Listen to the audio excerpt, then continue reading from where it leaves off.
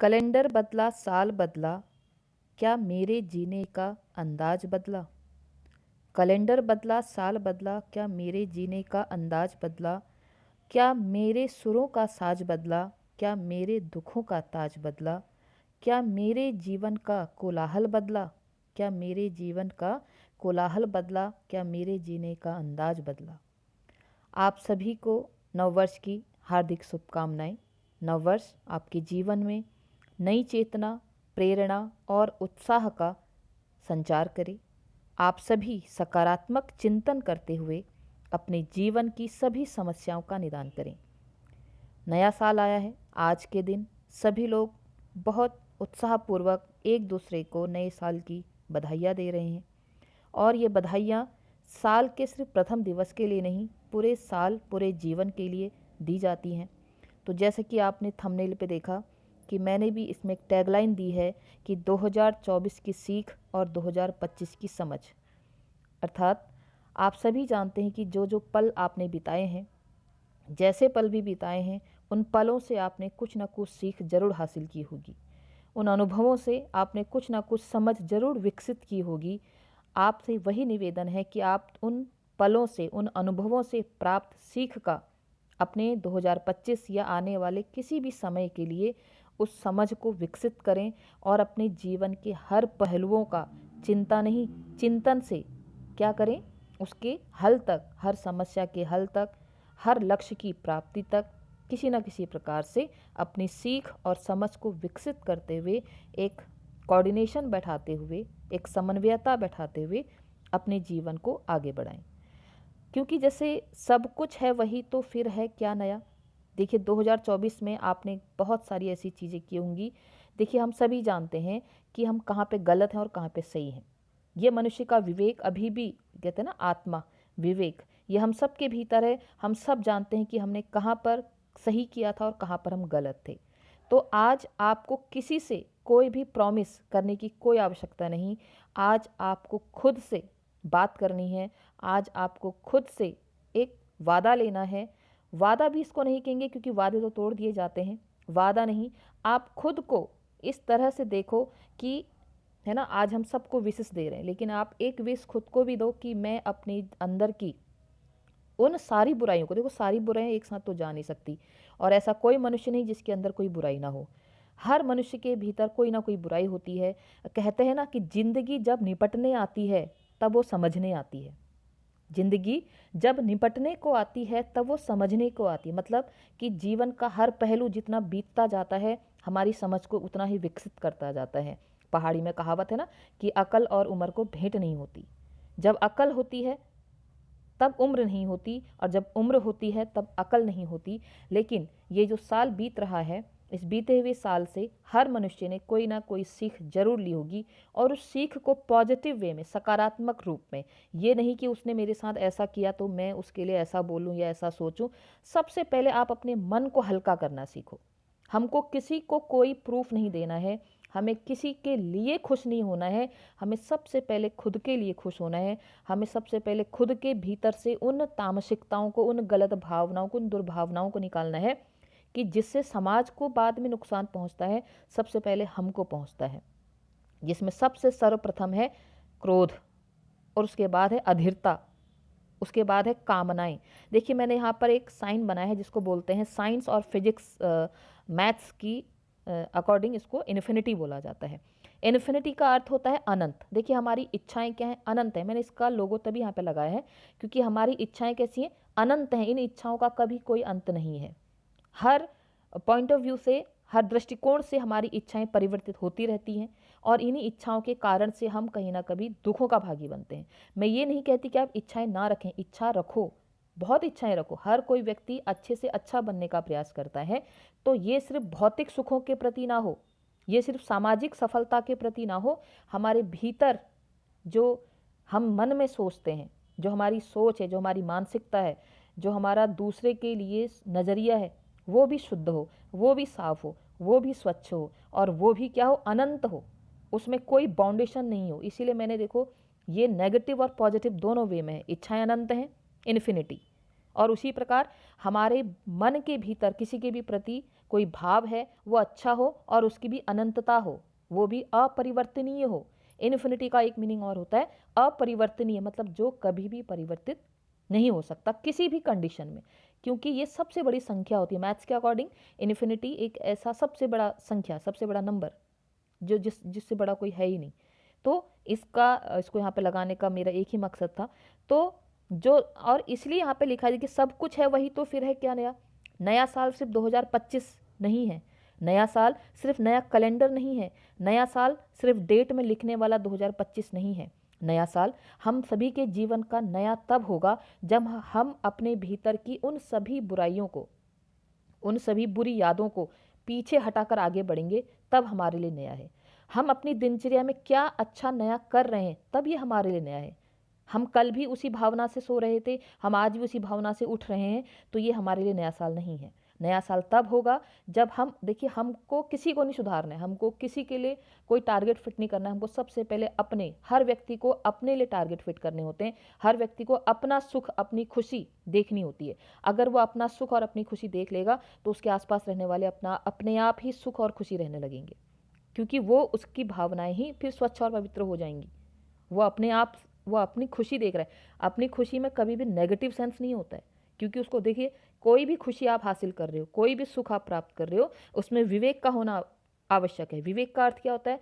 विवेक बुद्धि से भी बड़ा पावरफुल एक पार्ट होता है हमारी बॉडी में, हमारी मानसिकता में, जिससे हमें ये पता चलता है कि जो हम कर रहे हैं क्या वो सही है या वो गलत है। हम सिर्फ अपनी कामेच्छाओं को, अपनी कामनाओं को पूरा करने के लिए ही हम कुछ प्राप्त तो नहीं कर रहे हैं, उसमें किसी का बुरा तो नहीं है। ये विवेक का यूज़ करते हुए, इस विवेक का प्रयोग करते हुए आप खुश रहिए। आप अपने जीवन को सफल बनाने के लिए नए से नए कार्य करते रहिए। और सबसे बड़ा गुरु हमारे जीवन के अनुभव होते हैं। कहते हैं ना, एक्सपीरियंस जो होता है वो हमारे जीवन का सबसे बड़ा गुरु होता है। उससे बड़ा गुरु और कोई नहीं। अगर हमें कोई चीज़ नहीं आ रही है, लेकिन जब हम उसको करके सीखते हैं, करके गलती करते हैं, तो वही हमारे जीवन का सबसे बड़ा मैसेज, सबसे बड़ा संदेश, सबसे बड़ी सीख होती है। तो 2024 में आपके जीवन में कुछ भी ऐसा घटित हुआ हो, कुछ भी ऐसी भावनाएं उत्पन्न हुई हो, कुछ भी ऐसा दुख अवसाद आपके जीवन में आया हो, उस दुख अवसाद को सिर्फ और सिर्फ केवल आप अपने जीवन से हटा सकते हैं। तभी आप इस नए ईयर, नए साल की शुरुआत माने, जब आप अपने भीतर से उन सारे बोझों को हटा दें। 2024 का कैलेंडर हम फेंक देते हैं, किसी काम का नहीं होता। उसी प्रकार 2024 क्या, उससे पहले बीती हुई हर दुख, हर कष्ट, हर गलत भावना को, हर गलत यादों को, हर बुरी यादों को अपने जीवन से निकाल कर फेंकिए और अच्छी चीज़ों को अपने साथ रखिए। जितना हल्का बोझ होगा, जिंदगी उतनी स्मूथ चलेगी। जितनी ज़्यादा चीज़ों को लेकर चलोगे, जिंदगी उतनी कठिन हो जाएगी। ठीक है? जिंदगी मतलब जिंदा रहना। अभी जिंदा रहने का मतलब ये नहीं होता कि हम सांस ले रहे हैं, खा रहे हैं, पी रहे हैं। कहीं ना कहीं हमारे भीतर अच्छा ही जिंदा रहना, तब ये जिंदगी है। ठीक है? मानवता जिंदा रहना, तब जिंदगी है। दूसरे के लिए जीना, हम कहते हैं ना, दूसरे के लिए जीना, जब आप अपने लिए जियोगे, जब आप स्वस्थ रहोगे, जब आप एक सकारात्मक व्यवहार रखोगे, सकारात्मक वातावरण आपके आसपास होगा, तो सामने वाले को खुद ही सब कुछ मिल जाएगा। ठीक है? हमको किसी को सुधारना नहीं है, हमें खुद को देखना है। कोई वादा नहीं करना है, वादा तोड़ देते हैं हम सभी लोग, वादा तोड़ देते हैं। खुद पे काम करना है। सबसे बड़ी बात हमें क्या करना है, नए साल पे हमें क्या करना है, अपने ऊपर काम करना है। हमको सबको पता होता है कि हमारा कहाँ पर वीक पॉइंट है, हम कहाँ पर रुक रहे हैं, हम कहाँ पर शायद सोच से परे चले जा रहे हैं, हम कहाँ पर शायद गुस्सा ज़्यादा कर रहे हैं, हम कहाँ पर शायद गलत बिहेव कर रहे हैं, या कहाँ पर हम गलत रिएक्ट कर रहे हैं, या कहाँ पर हम गलत थिंकिंग रख रहे हैं। ये हम सबको पता होता है। बस अपने उन फॉल्स को हटाना है, और वो फॉल्स हमारा कोई नहीं जानता, सिर्फ हम जानते हैं कि हम अपने भीतर किन किन बुराइयों को, किन किन अवगुणों को लेके चल रहे हैं। तो नए साल के अवसर पर आप सभी उन बीती हुई चीज़ों में से सारी गलत यादें, गलत धारणाएं, गलत विचार, गलत अनुभव हटाएं, लेकिन सीख वहाँ से ज़रूर लें। है ना, कि सीख वहाँ से ज़रूर लें, तभी आप 2025 की समझ को विकसित कर पाएंगे, और 2025 आप सभी के लिए मंगलकारी होगा। आप अपने भीतर एक ऐसा परिवर्तन लेके आएं। तो आज आप सभी को मैं न्यू ईयर की विशेष देती हूँ, शुभकामनाएं देती हूँ। साथ ही आपसे एक यही विनती है मेरी कि सबसे पहले अपने ऊपर काम करें। काम करे का मेरा मतलब वही है, देखिए, हम क्या हैं ये हमसे बेहतर कोई नहीं जानता। उस हम को हमने सुधारना है, और उस हम को अगर हम सुधार लेंगे, हमारा नया साल अपने आप ही नया साल होगा। नया मतलब new, new beginning. New beginning, नई शुरुआत कब होगी? कब होगी नई शुरुआत? जब हम पुरानी चीज़ों से सीखेंगे और अपने जीवन को सुगम और अच्छा, मजबूत, सुंदर बनाने का प्रयास करेंगे। देखिए, हर किसी के जीवन में कोई ना कोई कमी रहती है, किसी ना किसी प्रकार की कोई ना कोई कमी हर व्यक्ति के जीवन में रहती है। लेकिन आप अगर अपना टारगेट उस कमी पर ही फोकस कर दोगे, तो आप अपने जीवन की उन चीज़ों को नहीं देख पाओगे जो आपके पास हैं। तो हमेशा उस पॉइंट पे ध्यान मत दो जो नहीं है, उस पॉइंट पे ध्यान दो जो है। जो नहीं है उसको प्राप्त करने का अपना 100% दे दो। आपके पास आना होगा, ईश्वर ने रचा होगा तो वो आपको मिलेगा, नहीं रचा होगा तो उसमें भी कोई आपकी अच्छाई होगी। इस बात का ध्यान रखें। नए नए साल के दिन ईश्वर की आराधना करें। जो भी आपको प्राप्त सुख, जीवन, आप जो सांस ले रहे हो, आप अपने परिवार के साथ जीवन बिता रहे हो, आपके परिवार वाले स्वस्थ हैं, इस पूरी जो आशीर्वाद है, भगवान की ब्लेसिंग है, इस सब के लिए भगवान का धन्यवाद करें। नए साल की शुरुआत करें और अपने भीतर काम करें। तो यही मेरा आज आप सभी के लिए मैसेज है कि सबसे पहले अपने भीतर काम करें। अपने भीतर काम करने का मेरा मतलब वही था कि जो हमारे भीतर है वो हम जानते हैं, उसमें जितना सुधार हम कर सकते हैं कोई दूसरा नहीं कर सकता। कहते हैं ना, हमारी हैबिट क्या होती है, आप उसका छोटा सा एग्जांपल ले लीजिए। हम सुबह उठने के बाद भी तब तक नहीं उठते जब तक अलार्म नहीं बजता है, वो हैबिट हमारी है।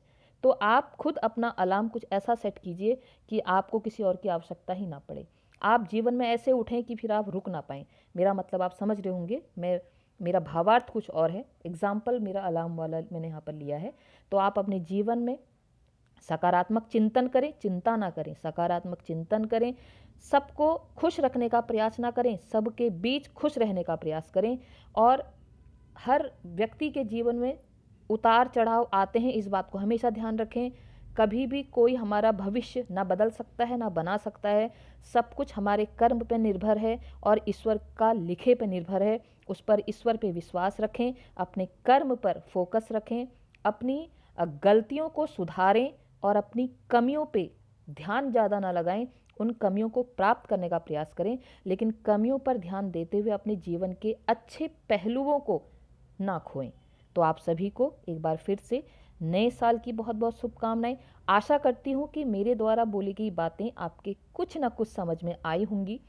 ये कहीं ना कहीं मैं आपसे नहीं, खुद से ही कह रही हूँ, क्योंकि हर व्यक्ति जब बोलता है, कहते हैं ना, हम जब कोई क्रिया करते हैं, जैसे हम आजकल है नाम जप की बात चल रही कि आप ईश्वर का नाम लो, कोशिश करो, प्रयास करो, आप जिस भी ईश्वर को मानते हो उसका नाम लेने से क्या होता है, हमारे हृदय वाणी तक आती है, फिर हम बोलते हैं, फिर हम देखते हैं, इमेजिनेशन करते हैं, उसके बाद हम सुनते हैं।